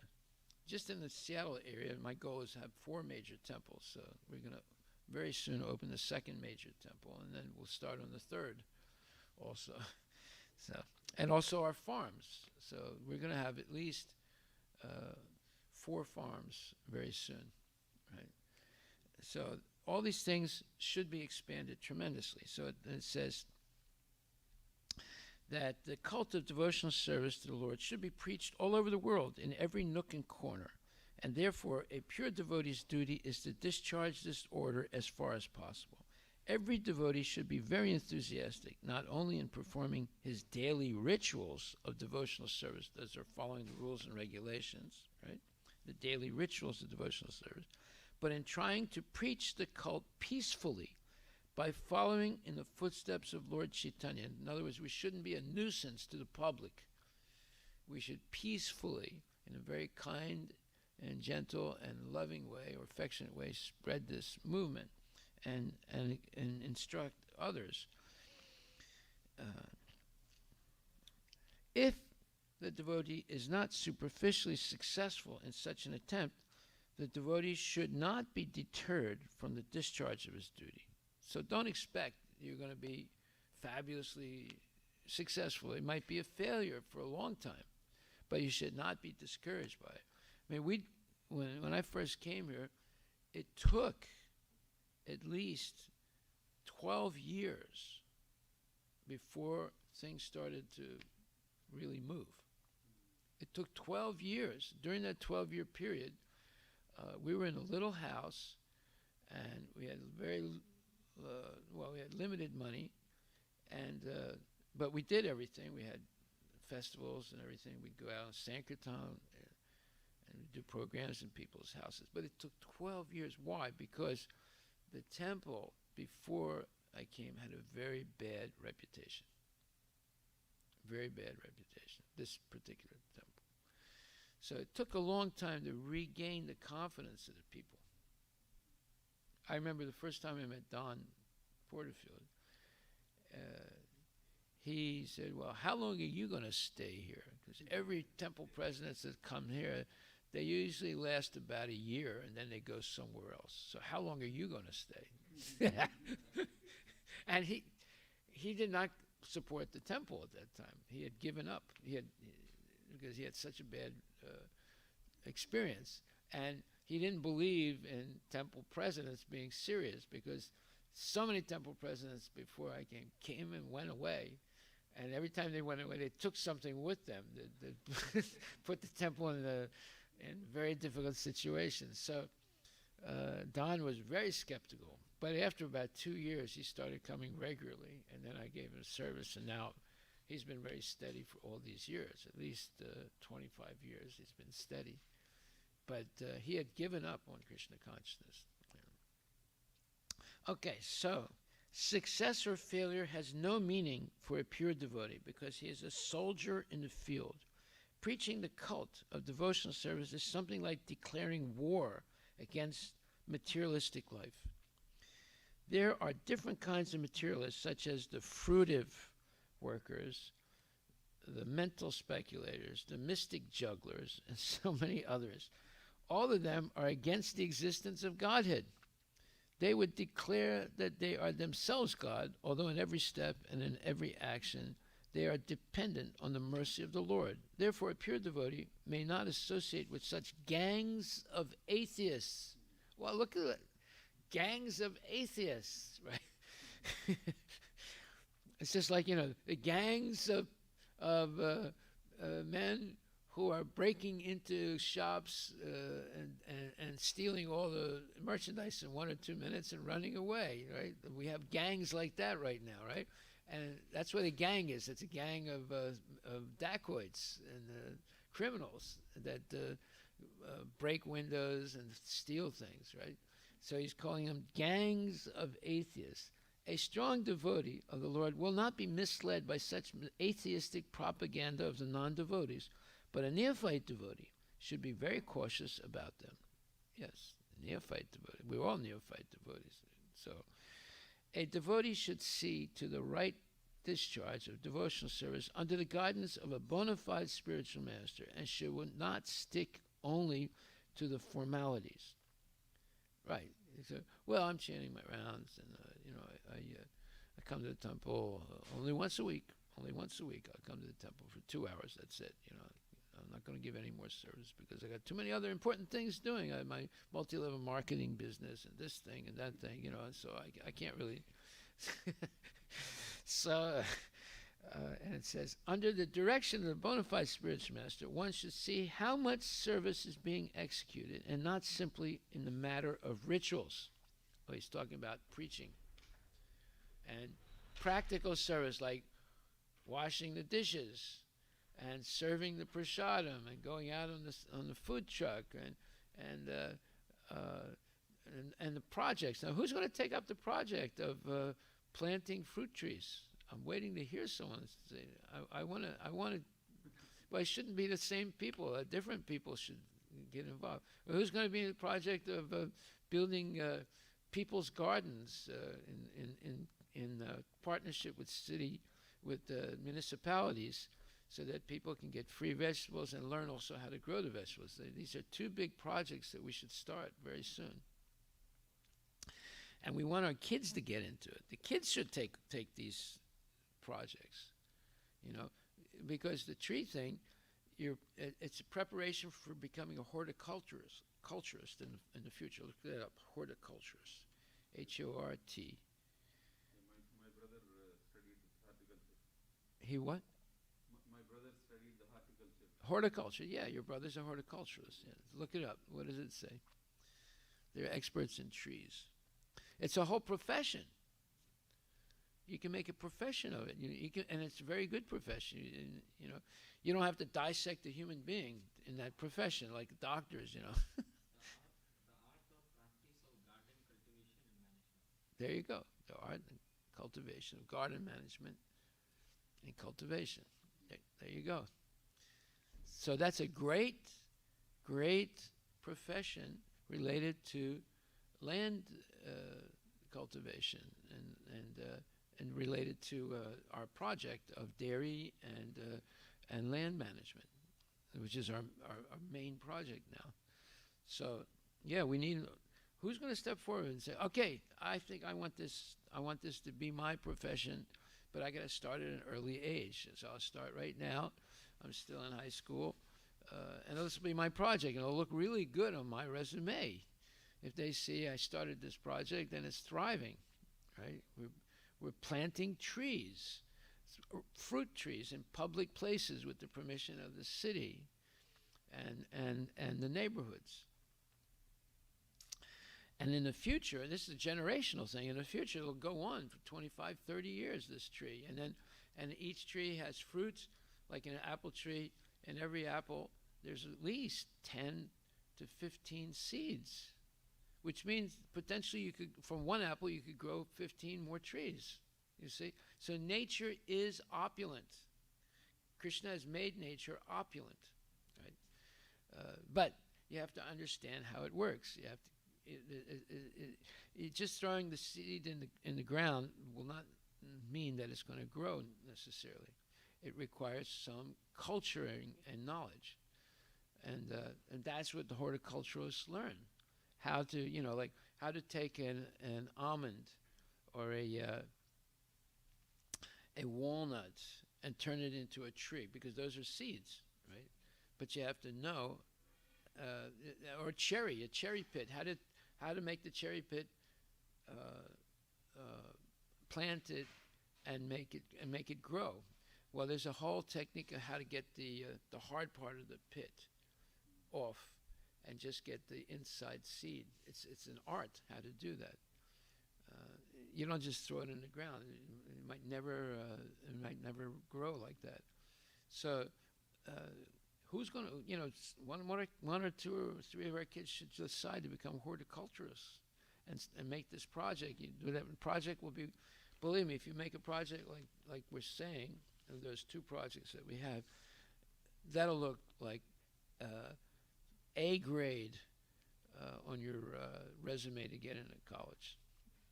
It'll be a big boost if they see the kid did a project like this and succeeded. Okay, so we'll stop right there. Are there any questions?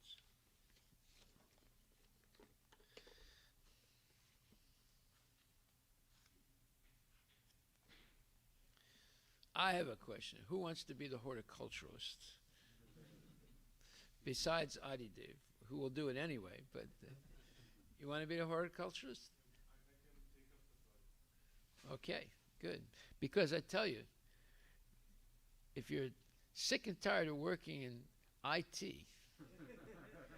if you get trained in horticulture, it's a whole profession, and it's something that is greatly appreciated. Just like we talked about Johnny Appleseed, right? That man was a hero in the 18th and 19th century. He lived in both centuries for about 60, 70 years.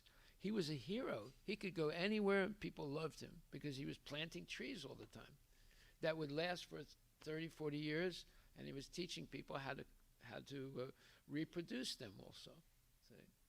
So this is an amazing thing, So yeah, good. Yeah. What does it mean by preaching the cult? Good speaking. Hare Krishna Maharaj. Maharaj, what does it mean by preaching the cult? Okay, a cult is a religion, but it's like a new religion. So it doesn't have the same notoriety as the Catholic Church or the Protestant Church or the Muslim sect of Sunnis or the Muslim sect of Shias.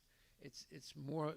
It has a connotation of a new type of religion that's getting started. Yes. So look up cult. Cult also has other meanings. It has several meanings.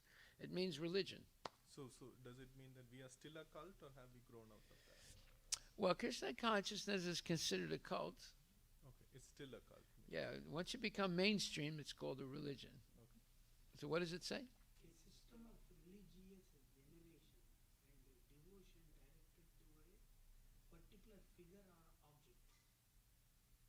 Okay. What? A relatively small group of people having a religion. Say it's a small group of people. You see that? It's like a new religion. Huh? Read it again. Beliefs or practices regarded by others as strange or sinister.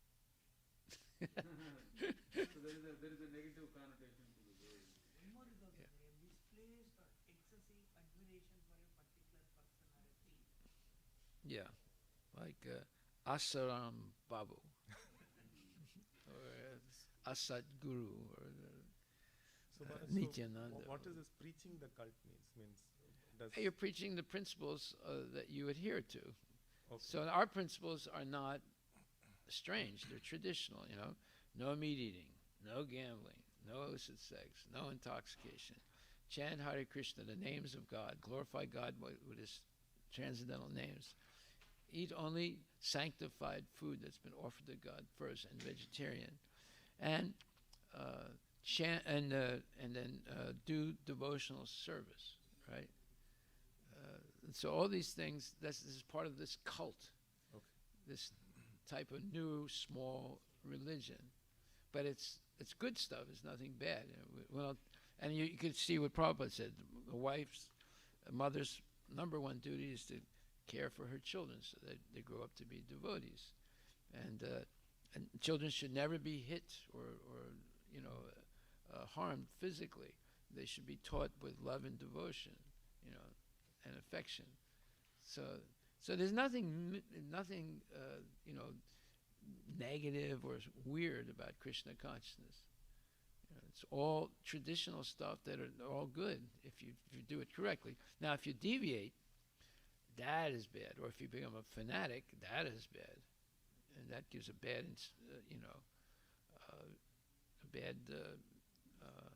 example for the public. Thank you. Haribol, all glories to Prabhupada. So now we'll have Aarti. Guru Puja.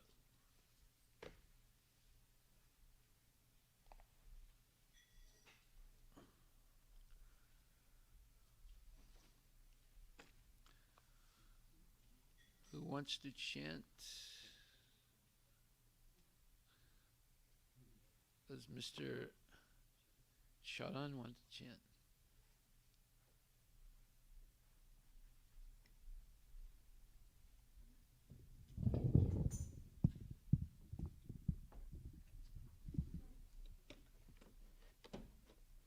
Shri Guru Charana Padma Kevala Vakati Sadma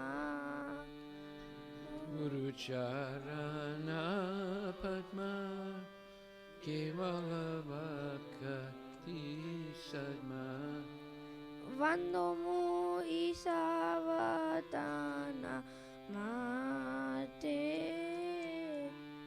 Bandomu Savadana Mate Yahara Prasade Pai Eva Vatoriya Jai Janara Prasade Bhai He Baba Toriya Jai. Krishna Prapti Hoi Ja Hoi Te. Krishna Prapti Hoya Hoy Te. Guru Mukha Padma Vaika Chitete Koriya Aika.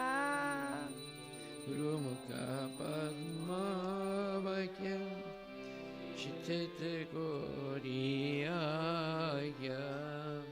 Arana Kori Ho Bane Asha. Arana Koriya Mana Astena. Shri Guru Charane Rati Aise Utama Gati. Guru Charane Rati Aise Utama Gati. Ye Prasad Pure Sarvasha. He Prasade Pure Sava Sa. चक्षुदान दिलो जाए जन्मे जन्मे प्रभु से. Chakshudana Dila Jai Janmi Janmi Prabhu Se. Divya ज्ञान Divya प्रकाशितो. Divya Gani De Prakasito. प्रेम भक्ति जहाँ होते अविद्या विनाश जाते. Prema Bhakti Jaha Hoite Avidya Vinasa Jate. वेद जाय जहाँ रचरितो. Vedegaya Janara Charito. श्री गुरु करुणा सिंधु आदम जनर बंधु. Shri Guru Karuna Sindhu Adana Janara Bandhu. लोकेनाथ लोकेर जीवाना. Lokena Lokera Jivana. प्रभु करो दया दे मोरे पादा जाया. Prabhu Kula Doya Deya Mori Padachaya. ABC Kshatribhuvana. Ebeya Susachi Bhuvana. Patita Pavana.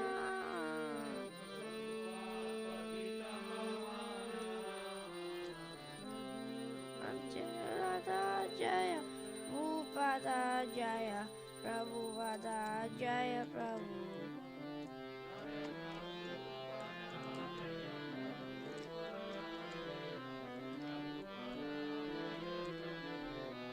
Namo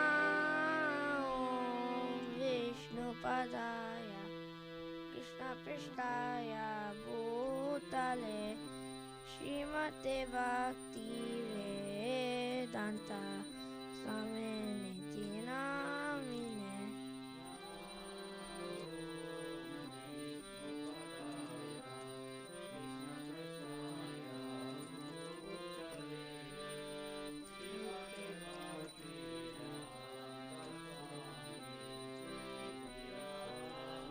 Namaste Saraswati Deve Gauravani Pracharine Nirvishesha Shunyavadi Paschatya Dishatarine. Namaste Saraswati Nirvisesa Sunyavadi Paschatya Dishatarine. Jaya Shri Krishna Chaitanya Prabhu Nityananda Shri Advaita Gadadara Shivasadi Gaur Bhaktavinda. Krishna Chaitanya Prabhu Nityananda Shri Advaita Gadadara Shivasadi Gaur Bhaktavinda.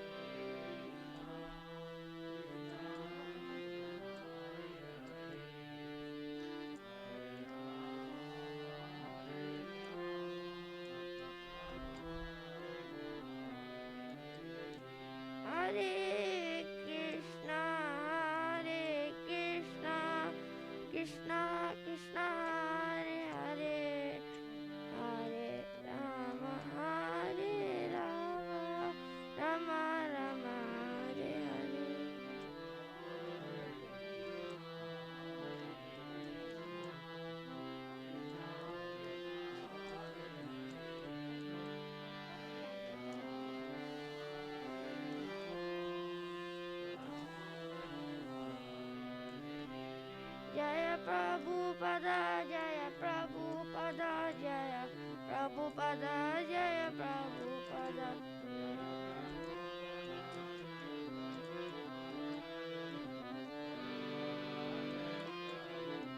Jaya Guru Deva Jaya Guru Deva Jaya Guru Deva Jaya Guru Deva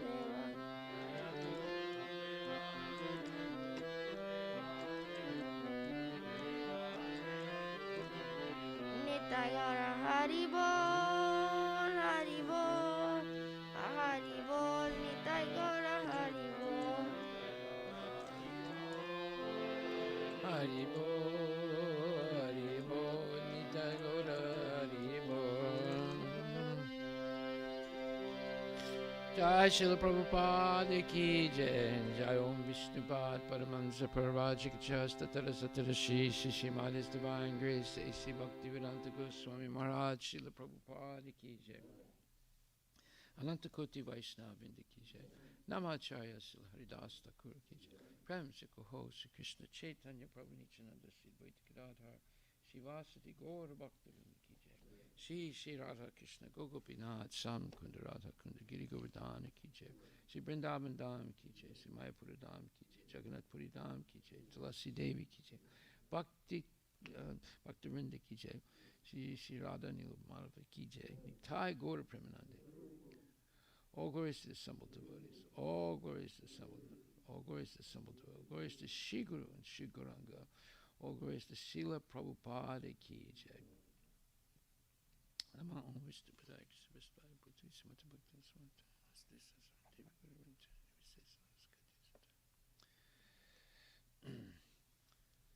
The lotus feet of our spiritual master are the only way by which we can attain the pure devotional service. I bow down to his lotus feet with great awe and reverence. By his grace one can cross the ocean of material suffering and obtain the mercy of Krishna. My only wish to have my consciousness purified by the words emanating from his lotus mouth. Attachment to his lotus feet is the perfection that fulfills all desires. He opens my darkened eyes and fills my heart with transcendental knowledge. He is my Lord, birth after birth. From him ecstatic prema emanates. By him ignorance is destroyed. The Vedic scriptures sing of his character. Our spiritual master is the ocean of mercy, the friend of the poor, and Lord and master of devotees. O Master, be merciful unto us. Give us the shade of your lotus feet. Your fame is spread throughout all the three worlds. We take shelter of your lotus feet. Srila Prabhupada Patita Bhavani Ki Jai. Nama Om Vishnu Padaya Krishna Namaste.